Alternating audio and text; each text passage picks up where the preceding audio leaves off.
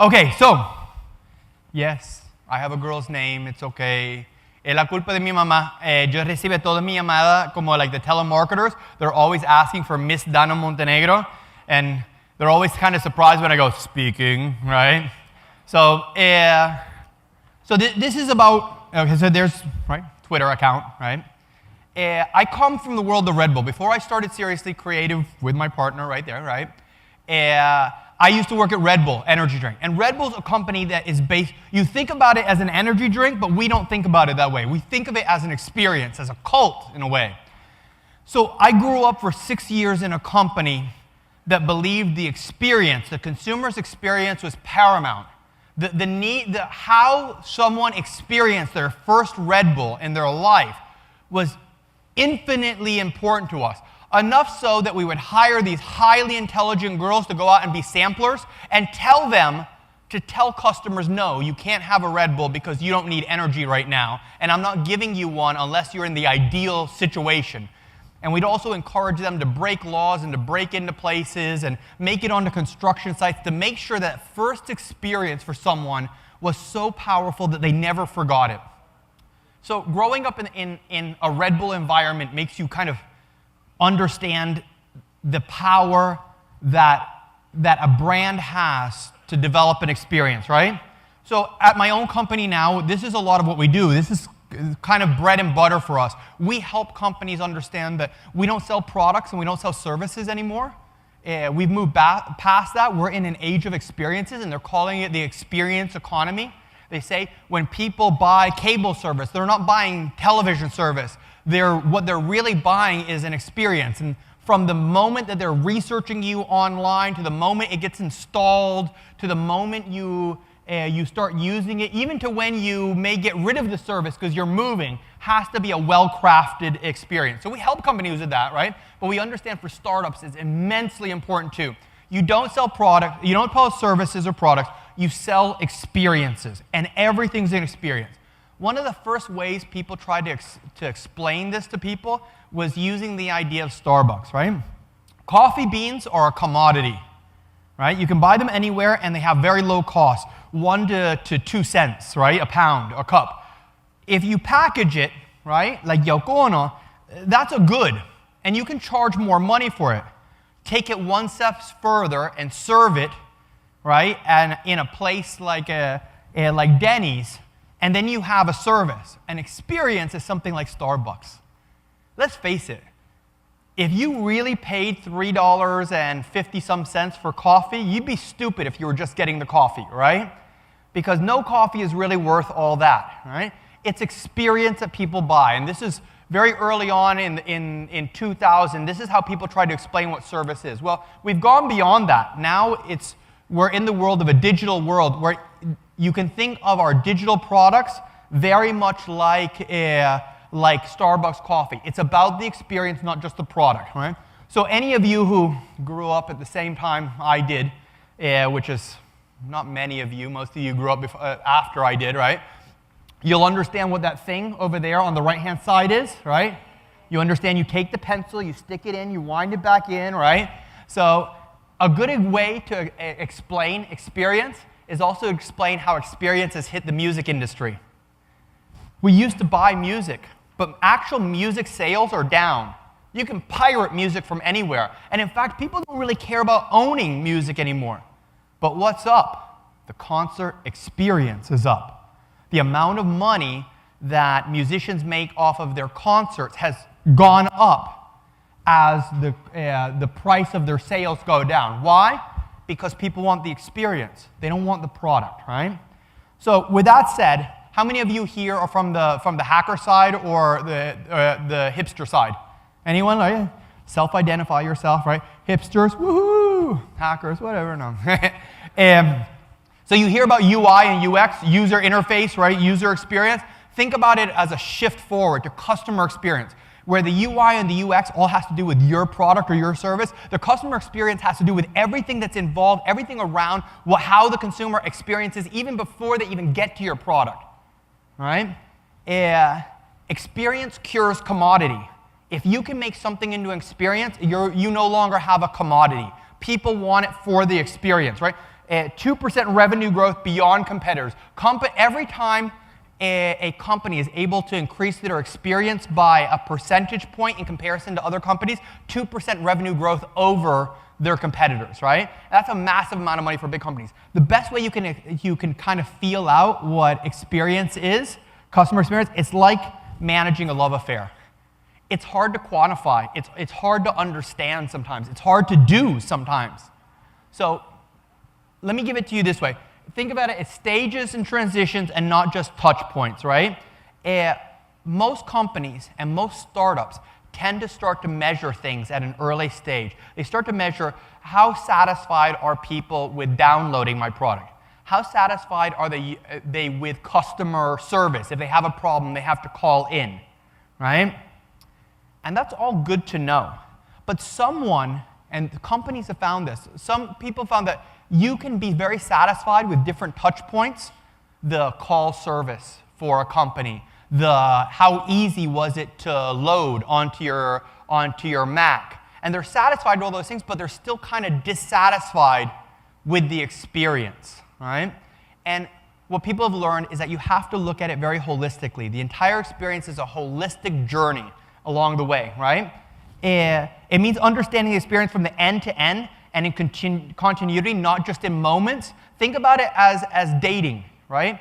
If you measured the effectiveness of a love affair with someone simply by, this is what it was like when we first met, this was what our first date was like, this is what the first kiss was like, and this was the first time right? If you measured it just by that, would you really encompass the entire the love affair of two people? No. Because the love affair also has to do with when you're not together. That moment where you're thinking about that other person. The moment you hope that they call you. And you're sitting there by the phone and you're wondering like, well, should I call them? Is it too early? It's only been a day. Am I going to seem too desperate? That's what brands have to think about the consumer experience as. It's the moments that we service you, but it's also everything in between, right? How people feel about you. So why do big businesses screw this up so badly? Big businesses screw up customer service for several reasons. But the massive one is silos. This department versus that department. This department's doing really good with their customer service, but this other department is not. And the entire experience is kind of ruined. There's no continuity. One department doesn't tell the other department about a customer's problems, right? They don't curate the experience from end to end, right? The people who have to install your cable service, they only care about their numbers. And they may not be they may be solving problems or explaining things to customers that the people who did the sales were supposed to do. But no one tells one department to the other. And that happens because these companies are really big. But one day, your startup will probably be big. And in fact, that same problem of not talking about the customer as a holistic person rather than just when you talk to them can happen between the three founders of a company. The developer can be saying, hey, I'm making this really usable. This is working just great. The hipster can be saying, we're designing this beautifully. The hustler can say, well, I'm creating a great business model for these people. But if they don't talk together about the customer holistically, the customer gets lost in the conversation, right? What else? They say that what's the shortest distance between 2 points, right? The shortest distance between 2 points is a straight line. What is the shortest distance? What's the most interesting experience between 2 points? It's a customer journey, right?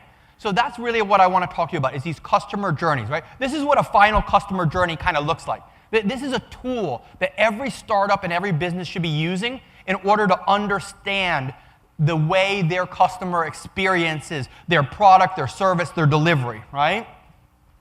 And the first thing you need to understand is everyone goes through phases. Think about how you arrived here today, right? You got to the parking lot. You had to figure out where this was. You got to registration, most of you yesterday, right? You get to registration, and there's all this interaction in the registration. Do they have your name? When do they give you your badge? Then there's a part of orientation, right? figuring out where things are. You also orient yourself on the agenda. What are you going to go to throughout the day? Where do you have to be, right? That's all this kind of like journey. There's the School of Service Innovation. They always say every journey kind of has these 3 big blocks. The first block is the learning block. How do people learn about you? How do they become aware of you? How do they kind of make decisions about whether this is the right service or product for you? How do they use you is the second thing. How do they buy you? How do they first download you? What's the first experience on learning how to use the product? And then remembering you is how do they follow up? How do they become this continuous consumer with you, right? So you think about that as the journey over time. The other part of it, there's other ways of looking at it, like people make it even more complex. Awareness, people become aware of your product or your offering or the need that they have. Then they start researching, hey, what could I buy? What could solve this problem? Induction, the moment that they kind of buy. The site experience, when they experience something, when they go to where they can buy from you, and the after experience, right?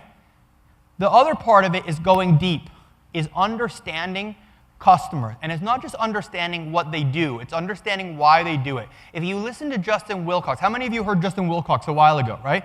Justin Wilcox is really talking about this. He's talking about one point of this. How do you understand the consumer's needs, their deeper emotional needs? And you heard him asking people, well, how have you dealt with that before, right? Why is that a problem for you? He's digging deep into understanding people. Great customer experiences are best done when you start understanding people. You want to understand what they do, the actions. They log on, they search, right?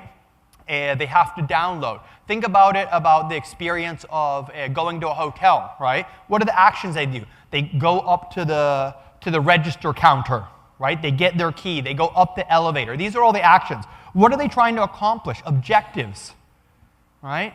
What are the objectives people have when they're trying to use your service or your product? Is the other thing you have to figure out, because their objectives are different than they're trying to buy coffee. The objective is more, their motivations. They're trying to stay awake, right? What tools do they use? Do they research you by using Yelp? Do they have to have some kind of service in order to learn about you? What kind of tools they use are the artifacts, right? What kind of things do people use? Do people research you off of a mobile phone? Well, you better be mobile applicable, right? How do they feel? Justin was talking about understanding people's feelings, to understand their motivations. So a lot of these big customer journey maps, they look at people's emotional state. They feel confused at this point. They're frustrated. They're anxious. They're delighted, right? What do they need? What are their desires along the way? And who do they interact with? If you're a hotel, there's a lot of people here at the hotel who determine whether your experiences are good or not. And if a customer has 10 interactions with people and one of them is bad, how was the experience? It was bad. It wasn't a 9 out of 10. It was just bad, right?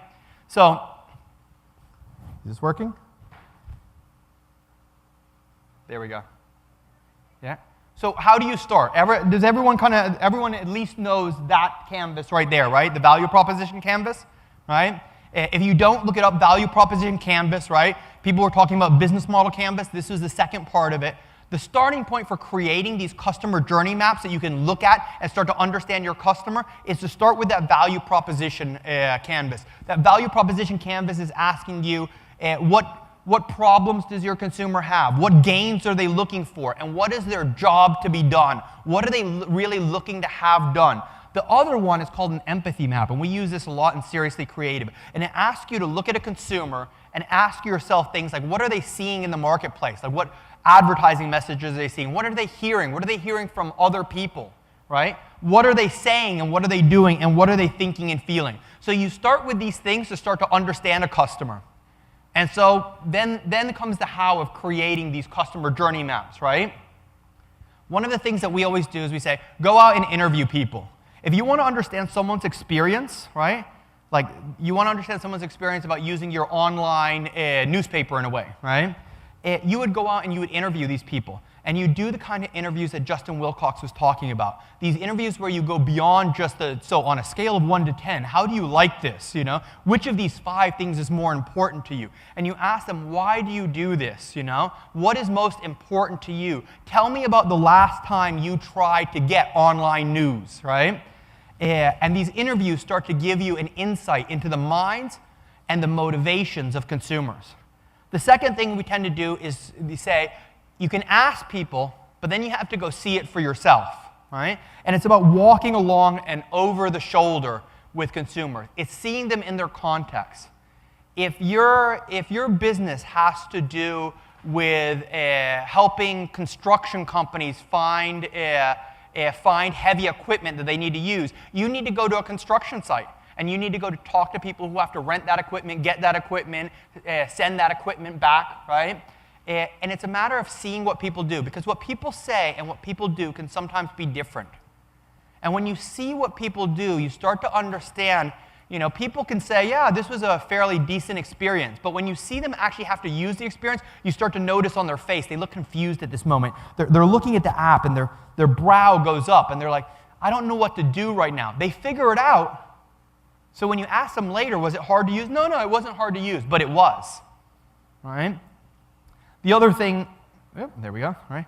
The other thing we ask people to usually do in order to understand customer experience is journaling. We ask consumers to, over a period of time, for example, I'll give you the best example, diabetic patients. You ask a diabetic patient, every time you have to deal with your diabetes and your health, I want you to take a photo of what you're dealing with, and I want you to send that photo to me in a text, and I want you to write, what are you doing? Why are you doing it? And how does that make you feel? And if you get these photos over, say, the period of a week or 2 weeks, and you were to print them out with the little comments they make over a wall and compare them against another 3 or 4 people, you'd start to see the patterns. Where do they become most frustrated? What is a common pattern that happens over and over again? Well, if you did that with hotel guests coming to the hotel, and you asked 12 hotel guests to do the same thing, you would probably start to see patterns of where the hotel executes really well and where it doesn't execute well at all. Journaling starts to populate your customer experience map, and it gives you an insight when you can't be there. It allows you to peek into the life of real people. So then how do you synthesize all this information? You've gone out, you've done interviews. You've gone and you watch people use your app or use your service or come to your business. And then you've asked them to journal it. Send me photos, send me images, send me your commentary. And now you need to synthesize this information down. There's 2 really good tools. One is personas, and maybe you've been hearing about this over time. Personas is one, if you've talked to like 12 people, you start to find that there's patterns between people. There's this kind of consumer, and there's this other kind of consumer. And you make up these kind of archetype people, and it becomes this real person, this photo that you put on the wall with these descriptions that helps you understand the motivation and what they're like. It gives you a consumer to kind of shoot at and react to. Because we don't sell to working mothers 34 years of age with 2 kids. We sell to someone like Jenny, who's the homework mom, who's really frustrated over she needs help to help her kid do her homework, but she feels she's wasting all of her time fighting with her child rather than helping her child. Those are the kind of people we solve problems for. By making it human, it's easier to really throw yourself into solving a problem. And then the real kind of meat of customer experience is creating these kind of things, these journey maps. And a journey map basically takes photos and comments, and it maps over time. You usually print these out like architects do on long sheets of paper, and you put up what the experience of a customer is. And then you have people go with Post-it notes. Where is this going bad? Where is this going good? What could we be doing about this? When a customer's doing this, what are we doing in the background that might be making their life really, really difficult, right? Here's examples of them. Here's an example of a journey map, right? And you'll see, you know, across one side it has the actions, the thoughts, their feelings, the touch points, the opportunities for improvement. And we get our clients to come in and to sit down and help us walk through what their customers really experiencing. Here's another one. Here's how people experience buying and choosing a mobile phone, right? And there's high points and low points along the way. The reds are more frustrations, right? The blues are areas of delight. And they go through this big, look how many points there are there in order to finally have a new phone. You think it's very easy, right? You research a phone, you buy a phone, you get a phone. But when you really look at the experience, it's always more complicated than that, right? Here's another way of looking at it, right? And you can see along the bottom there, it's saying all, the pre-engagement, commercial, consulting, initiation, coordination, completion. This is how someone goes through an interaction with a company, right? And then finally, you start to turn these things into what are called a service delivery system. And a service delivery system is where you start making graphic for all your people. This is what we want the experience to be like. This is how every time we have to engage with a consumer, this is how we want it to work. And this is what we know about them. And this is what we're going to do in order to make this the most seamless experience ever. We're going to eliminate the need to do this. We're going to make sure this happens. We're going to put resources here. And they make these things really, really graphic in order to get all their employees and everyone who has to deal with the consumer to do it really, really well. So experiences are about delighting people. They're about engaging, serving, and surprising and simplifying experiences. And it's really, design helps us do that. Customer experience helps us do that. And if you think about it, it's the kind of the chemistry of love between you and your customer. Thank you so much.